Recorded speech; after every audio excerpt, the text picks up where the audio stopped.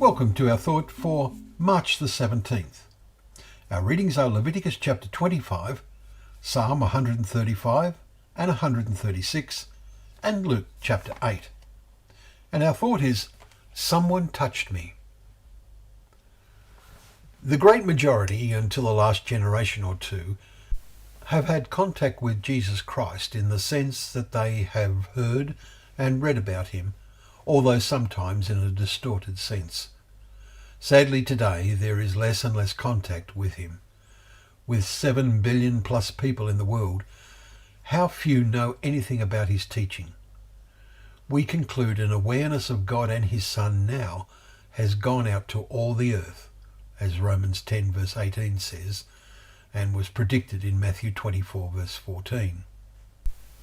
Our thoughts flowed along these lines as we read Luke's account of the healing of a woman who had been suffering for 12 years with a discharge of blood, chapter 8 verse 43, and had spent all her money in trying to be healed. She came in the crowds that were surrounding him, and how keen they were to hear him, a contrast to today. And this woman came in the crowds and had a remarkable notion that it would be good to at least touch him. And when Jesus said, "Who was it that touched me?" Peter responds, "Master, the crowds surround you and are pressing in on you." Jesus responded, "Someone touched me, for I perceive that power has gone out from me." Verse 46. It is how you touch Jesus that makes the difference. Equally, we conclude, it is how you reach out with your mind, the urgency of your need to know and have a relationship with him, that makes all the difference in your life. It is more, much more than gaining an intellectual understanding.